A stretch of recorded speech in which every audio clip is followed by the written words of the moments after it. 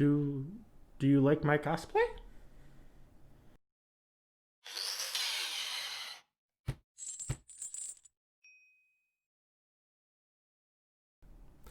Hello everybody, this is your Commander-in-Chief, Billy G here, welcoming you back to Chain of Commander. Today I'm coming to you with the deck tech of a deck near and dear to me. This was one of the first decks I played getting into the Commander format. I fell in love with it and it has since been completely foiled out. So you know that I care about this deck. But before we get to it, if you could do me a favor and hit that subscribe button down below, definitely feel free to join me. If you like deck tests like this, or if you want to see just casual chit-chat of the Commander format, this is the channel for you. So feel free to subscribe for future videos on the Commander format. Now, let's get into the meat and potatoes of this video. The deck I am bringing to us today is Kruphix, God of the Horizons. Kruphix is a 3 green-blue for a legendary enchantment creature, God. It has indestructible. If your devotion to green and blue is less than 7, Kruphix is not a creature. You have no maximum hand size, and if mana were to empty from your pool, such as at the end of steps and phases and whatnot, instead of emptying, it becomes colorless, and you get to keep it.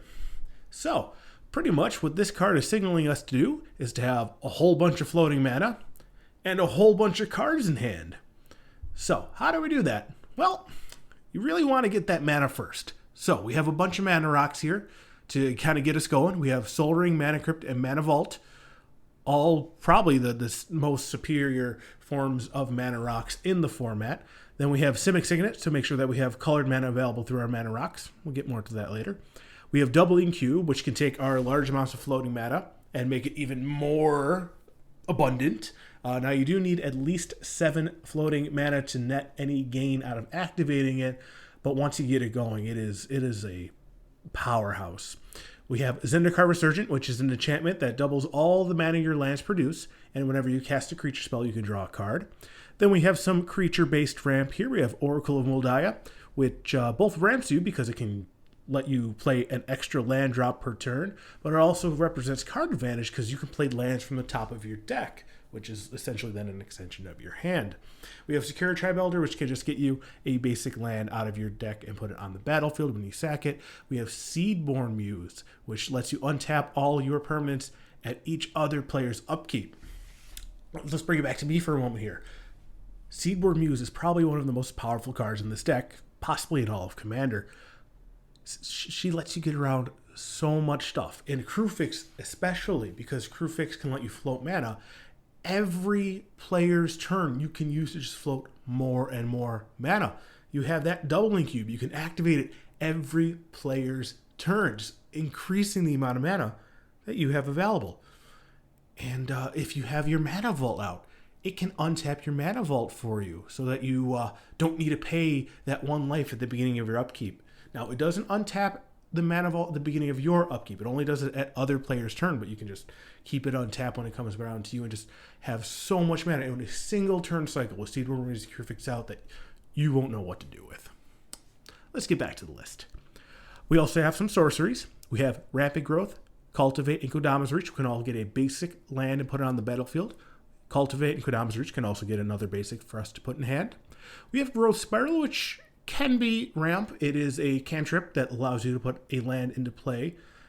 And if you have the land, it's ramp. If you don't, it's just replacing itself. You can do it at instant speed, so a lot of use there. Boundless Realm, which gets you basic lands out of your deck equal to the amount of lands you already control. And Explosive Vegetation, which just gets 2 basic lands out of your deck. Now, we have all this mana. We have a Seedborn Muse out. We have Kruphix out. We have infinite mana. What are we going to do with this mana? Well, we got to have a full grip to really do anything. So we have a couple cards here that help keep that grip full, or at least kind of keep us ahead on card advantage. We have Coiling Oracle, which when it enters the battlefield can do one of 2 things. It's either going to ramp us if it reveals a land, or it gives us a card to replace itself if it's a non-land. We have Thrasius Triton Hero, which does the same effect as Coiling Oracle, but it's an activated ability, and we do get to scry first. We have Rashmi's Eternity's Crafter, which can let us take advantage of the fact that we will be playing spells on our opponent's turns as well. We have Tatiova Bethnic Druid, which I guess rewards you for just playing lands, which I guess is really tough in Magic. So this is why she gives you a whole life and a whole card when you do it. We have Courser Kruphix, which also rewards you for playing lands. It gives you just a life, though. It doesn't let you draw cards well. Then we have Eternal Witness, which lets you get something great back from your graveyard. We have Consecrated Sphinx to take advantage of our opponent's draws as well, so that we can draw twice as much as they do when they're drawing. We have Gadwick the Wizened, which allows us to just pay as much into X as many cards as we would like to draw, as well as acts as kind of a little bit of a pseudo removal. It allows us to tap down things whenever we cast a blue spell. We have Nezahal Primal Tide, which lets us draw a card whenever our opponents play a non-creature spell. And it also can kind of protect itself there. It can bounce back to your hand if you discard some cards. We have Prime Speaker Zagana, which just lets us draw a bunch of cards equal to her power. We have Mission Briefing, which is one of my favorite cards. It allows you to kind of recast something from the graveyard, but also lets you play like alternative costs. I have a video about this card on a particular video I sent back. I'll get to that later. We have Mystical Tutor, which lets us fetch out a specific instant or sorcery from our deck. We have 3 pretty much X draw spells. We have Pull from Tomorrow, which lets you draw X and discard 1. We have Blue Sun Zenith, which lets you draw X and then you shuffle it back into your library. And then we have Stroke of Genius, which lets you draw X. And both, I think, Blue Sun Zenith and Stroke of Genius. You can target an opponent to draw a bunch of stuff if you want to make them draw out. We have Dictative Kruphix, which allows everybody to draw. We have Heuristic Study, which lets me draw it. Do you want to pay the 1? And then we have Late Line of Anticipation, which it doesn't really technically count as card draw or card advantage, but I didn't really know where to put it. It just lets you cast everything you got at instant speed. So we have a handful of cards. We have a whole bunch of mana. Now we got to start getting our game plan going. And to do this, we actually have a bunch of counter spells in this deck to help protect our game plan and hinder our opponent's game plans all at once. We have Mystic State, which is a hard counter on a creature, which actually gets out of a couple situations where you don't want your opponents to draw for you playing a non-creature spell, Mystic Remora. Counter spell, classic, Remand, bounces their spell back to hand and lets you draw a card.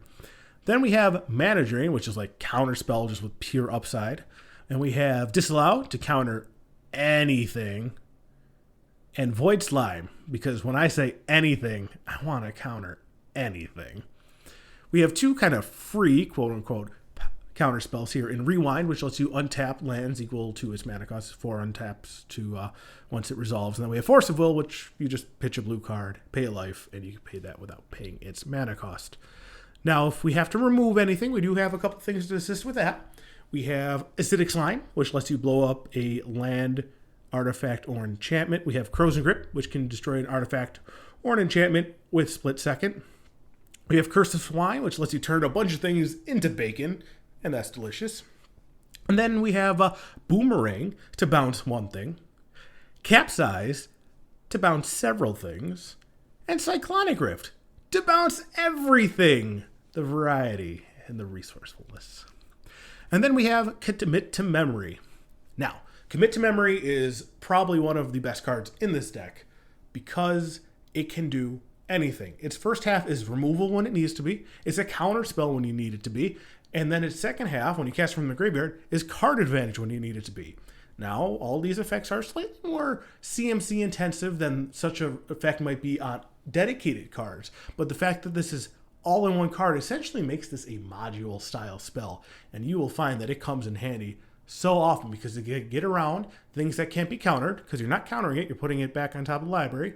And it can draw you a bunch of cards if you're ever late in the game or somebody else. Like, let's say one of your opponents ends up drawing a bunch of cards. You can memory to force everybody back to 7. It will come in super handy all the time. I can't speak highly enough about this card, and you'll see it a lot in my deck list going forward. Now, we also have a couple, they didn't really fit into a category, but they're fun cards. We have Progenitor Mimic, which can come in as a copy of any creature on the battlefield, and will also copy itself at the upkeep, at your own upkeep, if it's not the token copy already. So as long as you have the original Progenitor Mimic out there, it will continuously make copies at your upkeep. And then we also have Rite of Replication, which is just a straight up fun card. I will be having a video coming out this Friday discussing about some of the craziest things I've copied with the kicked rights of Replication. We also have a handful of Planeswalkers here. We have Jace the Mind Sculptor, Narset Part of Vels, and Nissa Steward Elements.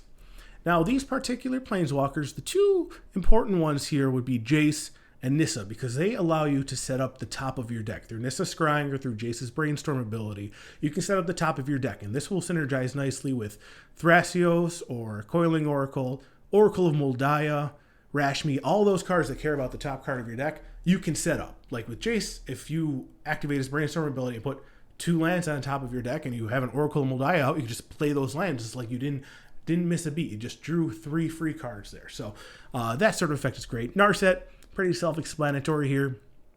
You don't want your opponents drawing more than 1 card. That's no fun for you. You want all the card draw, and she is great if you end up resolving the memory half of Commit to Memory, because you have 7 cards and your opponents at most will have 1. Great stuff. Now we get to move on to the big nasties. These are the foundation of our game plan. These are cards that, on the whole, people don't like to see. They're pretty high in the salt meter. We have Jin Gitaxias Core Augur, Vorin Collects Voice of Hunger, the 2 Praetors. They one messes with the hand, the other messes with the opponent's mana. Nobody likes to see them. You're kind of a mean guy if you play them. I'm not saying I'm the nicest person. Then we have Teferi Mage of Zhalfir, which makes all your opponents play at sorcery speed to kind of help protect you there. And Nexus of Fate, just so that you can take as many turns as you want. Now, all this is support for the main game plan of the deck, which is the combo, the Isochron Scepter combo. You may recall my video from a little bit over a week ago here regarding Isochron Scepter and fun things to imprint on it. Well, this one we're going to get a bit vanilla. We are going to imprint Dramatic Reversal on it. So you have an Isochron Scepter, you put a Dramatic Reversal on it. As long as you have 2 or more available mana in Mana Rocks, you can activate that loop ad nauseum. If you have 3 or more mana available in Mana Rocks, you net mana each time you do that loop. So you can generate infinite mana with this combination. So, now that we have a way to generate essentially infinite mana, an arbitrarily large amount of mana, we have a couple ways to use that mana to actually win the game. First, we can go back to the X draw spells that we can target opponents. We can use those on our opponents, make them draw out. We also have Laboratory Maniac. If we have that on the field, we can just draw ourselves out. Wins the game instantly. We have Genesis Wave to just play our whole deck and just outrageously accrue all the value at once. And your opponents just, can't come back from that most likely. And then we have a bit of a meme. We have Helix Pinnacle. I've only won with this once out of the probably hundreds of games I played with this deck. That said, never going to cut it. It's a whole lot of fun. People see that and they're like, so that's the type of game we're playing, huh? And it's hilarious. It's just great. It's just great. Beyond that, we also have a couple artifact creatures that can help us out. We have Psychosis Crawler, which can turn our draws into damage. So let's say we have a Psychosis Crawler out. We only need to draw 40-ish cards to win the game. We don't have to necessarily draw out, so we won't need as much mana to pull that off. Then we also have Walking Ballista. If you got enough mana, just make a big old Walking Ballista and go pew pew pew pew pew pew pew pew pew pew pew pew pew pew. Sorry, Mike. And then lastly, we can bring up, earlier I mentioned Capsize, and I also managed Simic Signet. As long as we have Simic Signet out, we can actually make colored mana with the Isochron loop. And if we have the colored mana, then we can use Capsize with Buyback to just bounce everybody's permanents back to their hand except for our own. Set them to turn 0. We're at turn bajillion. This like instant scoop city. So that's like the core of the deck functionally, but obviously every deck needs mana. And this deck, it doesn't really have too much craziness in terms of a mana base. We have 4 utility lands. We have Arch of Raska, which lets you draw some cards. We got Mystic Sanctuary, which can get you a card back. It can get you an instant sorcery back from graveyard to the top of your deck if you control enough islands. And we have Reliquary Tower, because Kruphix can let us hold a maximum hand size, but for some reason he's not out. I mean, obviously you're going to have infinite cards. It'd be cooler to keep them all. And then we also have one more. We have Alchemist Refuge. This one I want to go a little bit into depth on, because with this card on the battlefield, or alternatively the Ley Line of Anticipation, it is very difficult for your opponents to get rid of Kruphix. If they somehow manage to get rid of Kruphix, all you need to do before the step or phase ends is activate the activate the Alchemist's Refuge and just recast Kruphix. Because you can cast things at instant speed. And as long as Kruphix is on the field, that mana won't disappear. I've had a turn where we had a whole table against me, because you can sometimes become the arch enemy. And they got rid of Kruphix 3 times in that turn, but all 3 times I was able to bring it back because I activated the Alchemist's Refuge. And it was great. You felt resilient. You felt tough. You felt pretty king, pretty boss. And then we just have some generic tap lands here. We have Botanical Sanctum, Lumbering Falls, a man land, Temple of Mystery, which cries when it enters. Got Flooded Grove, Hinterland Harbor, and Breeding Pool, just some generic 2-color lands. Command Tower, Waterlogged Grove, which can draw you a card if you need to. Yavimaya Coast, a pain land. We got Evolving Wilds, which I just included there because it's really pretty. Misty Rainforest, and Simic Growth Chamber. Add that with the 10 forests and the 9 islands in the deck, and you have your version of my personal Kruphix, I want to say control combo deck. I really don't know how you'd categorize it. I would just categorize it as fun. So, what do you folks think of it? Do you yourselves have a Kruphix deck that you like to play? If so, how do you like to play it? I know there's several builds out there. You got your Eldrazi builds. You got your general value builds, which is kind of what mine is. Stuff like that. Let me know what cards that you play in your Kruphix deck. What cards you think you were surprised by in my deck. Definitely let me know. I'm definitely very excited to hear from my fellow Kruphix players. Also, like I mentioned earlier, feel free to subscribe. I'm going to be doing about 2 to 3 deck lists a month. And beyond that, I'm just going to have general chit chat of the Commander format. We're going to have some discourse. We're going to talk about deck building tricks. I have my monthly mana base improvement segments and stuff like that. So definitely feel free to stick around. You can hit the bell icon if you want to get notifications. Share the video. Sharing probably right now would be the best way to support the channel. Just get the word out there. Let people know this channel exists. Other than that, I just thank you guys for joining me today.